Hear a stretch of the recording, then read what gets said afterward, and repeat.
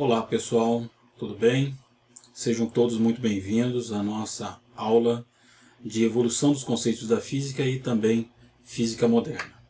Eu sou o professor Rosevaldo de Oliveira, sou professor da física aqui da Universidade Federal de Rondonópolis, leciono física e vou estar com vocês ministrando essa disciplina que é tão importante, que é da evolução dos conceitos da física e da física moderna em si.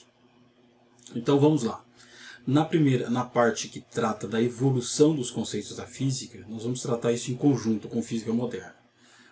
Vamos estar sempre voltando para o passado e resgatando ideias do presente. Mas como que tem uma linha de evolução, nós vamos iniciar com um estudo mais antigo, lá da antiguidade, né, dos conceitos, a origem desses conceitos.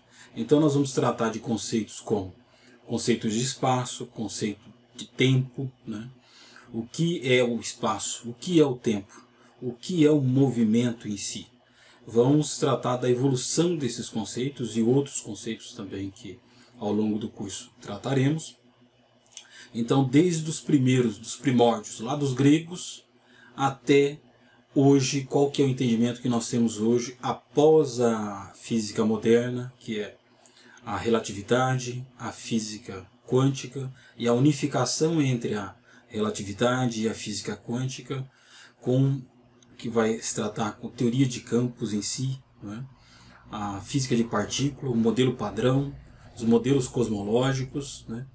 Então nós vamos tratar, é um curso que ele vai te dar uma visão geral, né, baseado nos conceitos de física, até chegar na visão que nós temos hoje do que é a física moderna em si e quais são o que nós entendemos, né, por esses conceitos: espaço, tempo, né, energia.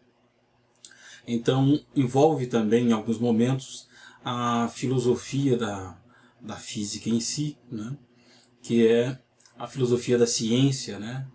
Porque precisamos entender também o que é a ciência em si, o que é o conhecimento. Então, em alguns momentos, nós iremos discutir também a respeito de um pouco de filosofia misturado com os conceitos de física e matemática. Tá? Então, eu espero que vocês aproveitem, que vocês evoluam, né? Assim como os conceitos da física evoluíram. Eu espero também que todos vocês evoluam, né, com esses conhecimentos, com essas discussões que vamos colocar aqui, que vocês abracem essas propostas, né, resolvam as atividades que eu vou colocar também para vocês na medida que o curso vá avançando, e também alguns desafios e propostas para que vocês façam. Desenvolvo experimentalmente, né, para que vocês tenham uma maior capacidade, né, para discutir, né, esses assuntos com os seus alunos. Ok? Então vamos lá. Bem, pessoal, aqui no nosso curso a respeito da evolução dos conceitos da física e da física moderna, nós vamos iniciar. O curso está dividido mais ou menos em 3 etapas. Das 3 etapas, grandes etapas do curso. Na primeira etapa, nós vamos tratar dos conceitos físicos, né, da antiguidade e introdução à física clássica. Depois, nós entramos na introdução à teoria da relatividade e, por final, a física quântica e unificação delas, assim, se tivermos tempo suficiente, para tratar também da unificação entre relatividade, física quântica e as consequências e aplicações de tudo isso aí no final, que são os modelos cosmológicos, a unificação em teorias de campos. Tudo isso afeta como entendemos os conceitos. À medida que a física foi avançando, os conceitos também eles vão sendo alternados. Aqui é importante talvez a gente fazer uma digressão a respeito do mito da caverna. O mito da caverna, ele foi criado por Platão, né? E ele dizia o seguinte, que as pessoas estavam em uma caverna, nesta caverna só enxergavam sombras, mas as sombras era tudo a realidade que eles tinham. Então, para as pessoas que estavam lá dentro da caverna em si, se você observar, essas pessoas aqui, que estavam dentro da caverna, enxergando essas sombras aqui, a realidade, o mundo, para elas, era essas sombras. Até que um certo dia, uma pessoa, um deles, resolveu sair da caverna. Fugiu da caverna. Aqui está ele, fugindo da caverna. Quando ele sai da caverna, o que acontece é o seguinte.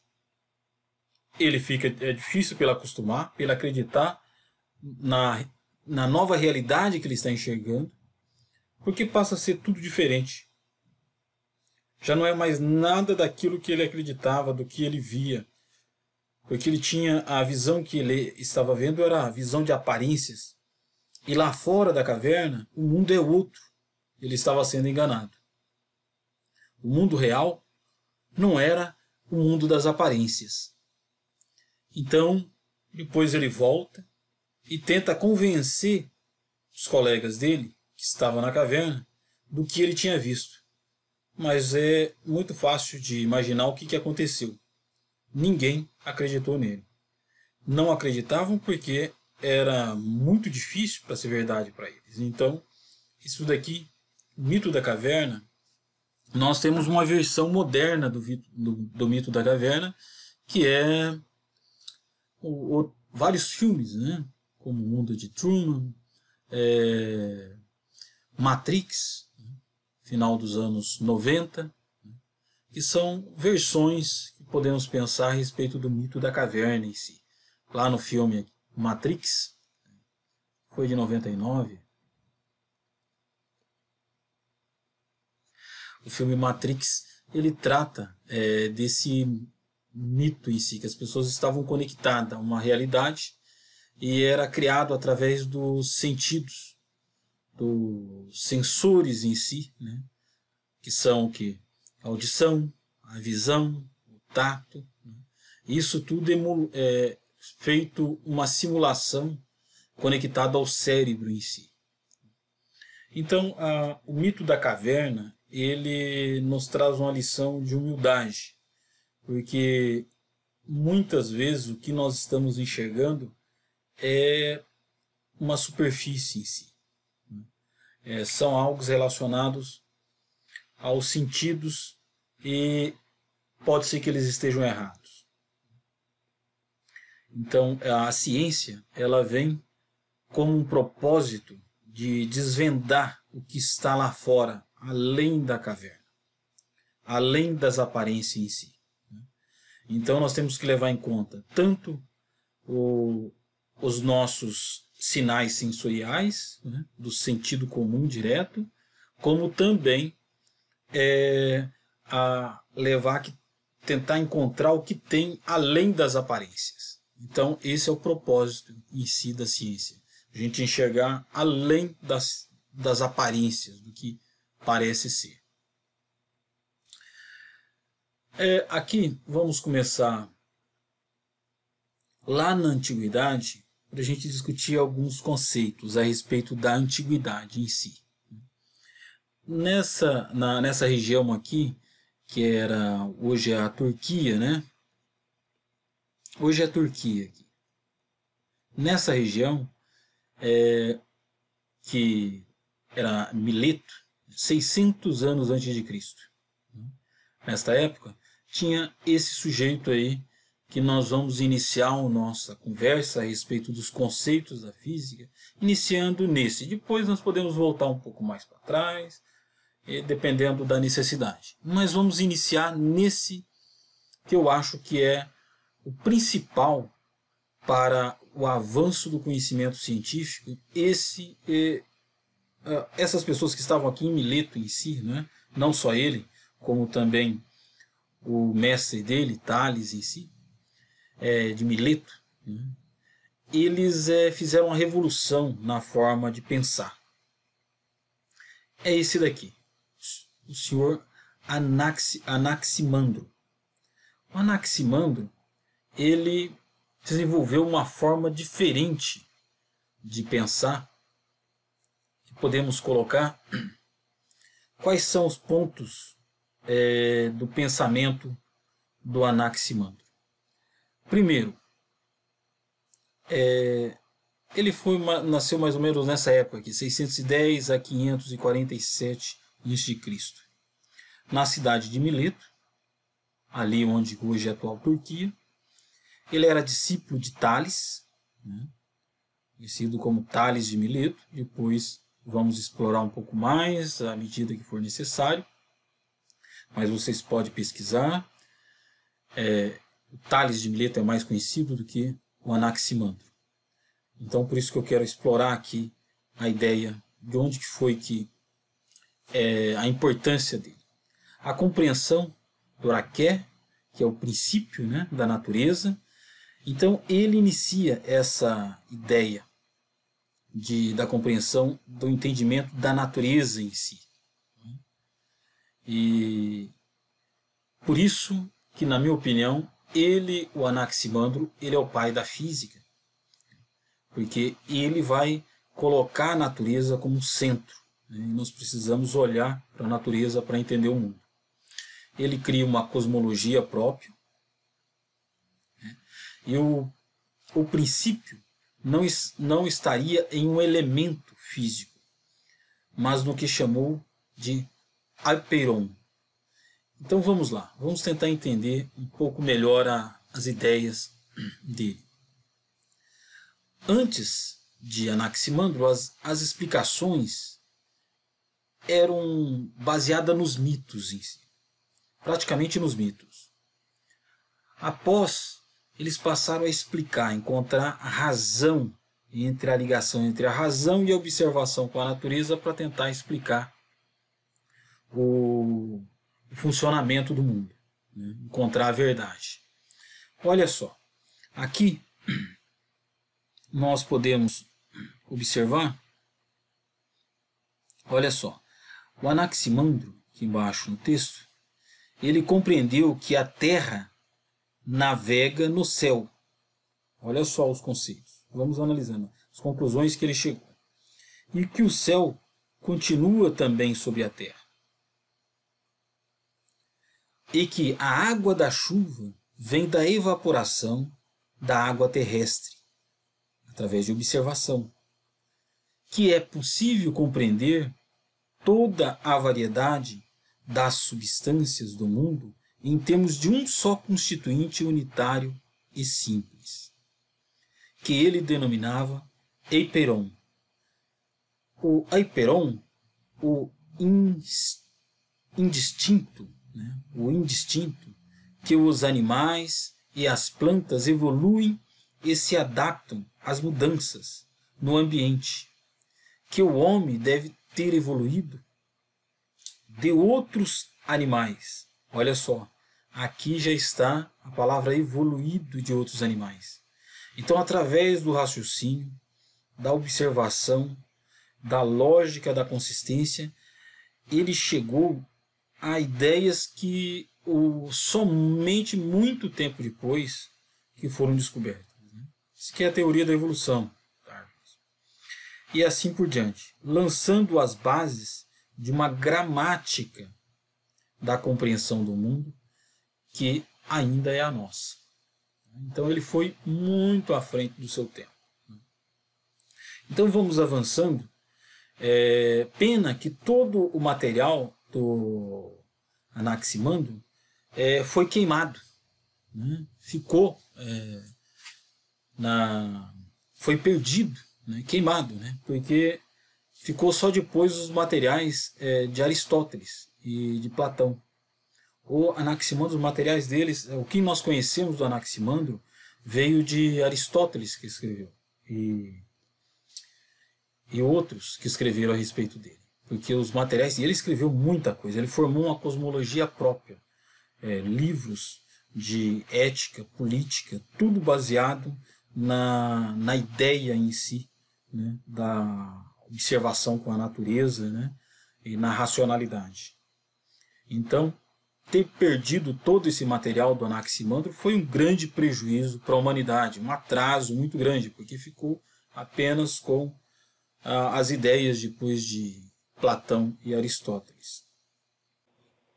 Bem, então após Anaximandro, aí vem um nome bastante conhecido de todos nós, que está relacionado, vocês vão lembrar, com o átomo, a ideia do átomo em si.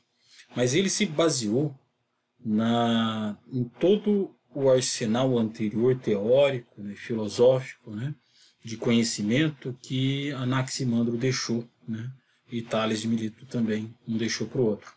Somente na base do Anaximandro, do conhecimento em si. Então, vamos lá. Próximo, aqui nós temos Demócrito. Está aqui. Esse é o Demócrito, né? 460 a 370. Ele veio um pouquinho depois do Anaximandro, naquela mesma época ali, um pouco depois. Se você observar o Demócrito, as ideias principais dele, ele coloca o seguinte aqui. Essas são as ideias principais dele.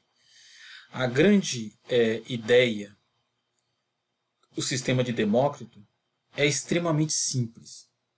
Então ele coloca aqui: o universo inteiro é constituído por um espaço vazio ilimitado, no qual correm incontáveis átomos. Então tem lá incontáveis átomos no universo em si. No universo não existe nada além disso. O espaço é ilimitado. Não há nem alto nem baixo. Não há um centro. Não há fronteiras. Então, Demócrito, ele foi muito além do seu tempo em si. Quais são as outras ideias de Demócrito aqui? Nós podemos analisar aqui. Vamos lá. Os átomos, a ideia de átomos, são indivisíveis. São os grãos, essa palavra grãos, elementares da realidade, que não podem ser ulteriormente subdivididos, e dos quais tudo é constituído, feito de átomos. Movem-se livres no espaço, chocam-se uns aos outros, se unem, se repelem, se prendem uns aos outros. Átomos similares se atraem e se agregam. Olha aí. Então, aqui, embora com algumas imprecisões, mas tem toda a base, e depois, muitos anos depois, é que nós fomos descobrir isso daí. Fomos entender melhor do que se trata. Depois nós vamos ver nesse curso de Física Moderna, lá na frente, os químicos trabalhando no conceito de átomo, já no iluminismo, e depois a prova em si da existência de átomo vai vir com Albert Einstein, em um dos trabalhos dele. Tá? Nós vamos discutir isso lá na frente. Bem, nós, como toda a natureza, somos um dos tantos resultados dessa dança infinita. O produto de uma combinação acidental. Então, os trabalhos de Demócrito levam a que nós somos produtos acidentais dessa dança infinita. Então, o Anaximandro, eles trazem essa ideia em si de humildade, que nós precisamos ter com a natureza, de que nós não somos tão importantes assim. Talvez tenha sido este o motivo que os livros de Anaximandro, de Demócrito, tenham sido queimados. talvez tenham sido destruídos na Idade Média, né? Então isso é um ponto para ser refletido, né? Já que eles têm esse pensamento em si, né? Que nós somos produto do acaso, das combinações acidentais dos átomos em si, dessa dança infinita dos átomos. E aqui nós temos alguns pontos, né, para discutir a respeito dos átomos, né, de Demócrito. Quais são esses pontos aqui? 1. Os átomos não têm qualidade alguma ao não ser uma forma. Não tem peso, não tem cor, não tem sabor. Os átomos não têm peso, não têm cor, não têm sabor. Opinião doce, opinião amargo, opinião quente, opinião frio, opinião cor. Na verdade, apenas os átomos e o vazio. Eles são os átomos e o vazio.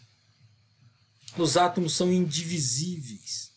São os grãos elementares da realidade, que não podem ser ulteriormente subdivididos, e dos quais tudo é constituído.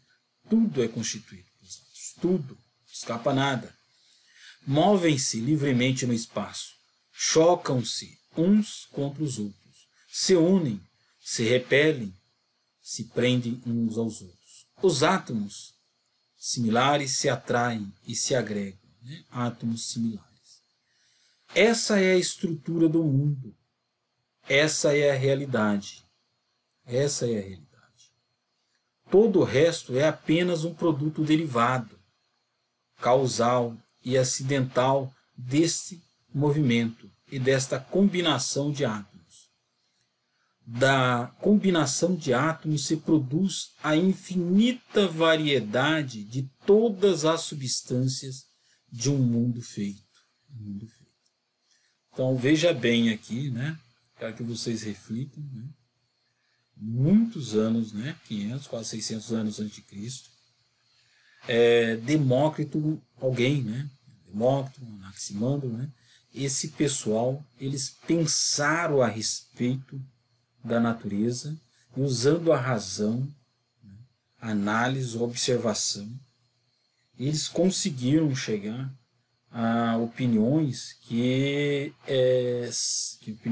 a fatos em si, que só foram comprovados muito tempo depois. Muito tempo mesmo depois. Então aqui começa já alguns questionamentos que eu vou colocando aqui, para que a gente discuta, né? Existe um limite para a divisibilidade? Existe esse limite? Nós podemos dividir algo eternamente, né? Será que nós podemos dividir algo para sempre, né? E aqui tem uma frase do Prêmio Nobel em Física, né? Richard Feynman, né?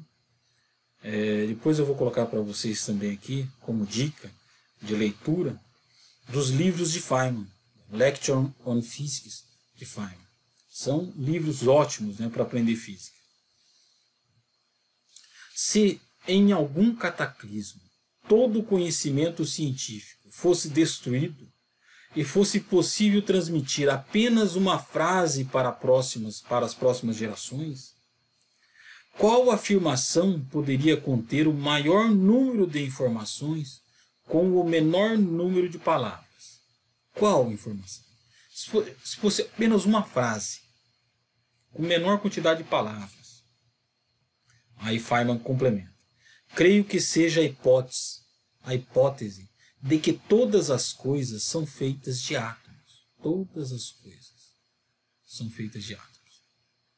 Nesta frase está concentrada uma quantidade enorme de informações sobre o mundo. Se depois usamos um pouco de imaginação e pensamento. Depois disso daí, se você passasse a informação que o mundo é feito de átomos, essa fosse a única frase que você conseguir, pequena, tem uma quantidade de informação enorme, né? Então essa é uma reflexão, né, que o Feynman coloca. Tá? E aqui, até vou fazer uma digressão aqui com vocês, aqui, o seguinte. Vamos pensar o seguinte. Você tenha um barbante aqui, né, um fio. Esse fio, você pode dividir esse fio quantas vezes? Né? Quantas vezes que você pode dividir esse fio? Quantas vezes? Vamos dividir aqui no meio, duas divisões. Dividimos esse comprimento, né, um comprimento L, por 2. Cada parte tem 2. Podemos dividir isso daqui também por 2. Né? Aí nós vamos ter mais uma divisão por 2. Então cada comprimento aqui vai ter L por 4. Né? E assim por diante. Né? L por 4. Nós podemos dividir isso daqui infinitamente. Isso aqui pode ser dividido até o infinito, infinitas vezes. É essa a discussão que esse pessoal travaram lá no início, né, para entender a ideia, né, do conceito de átomos em si. Tá? Então eu quero que vocês reflitam a respeito deste conceito, e nós vamos continuar na próxima aula, né, sobre a discussão a respeito desses conceitos de átomo, né, lá da antiguidade, né, para depois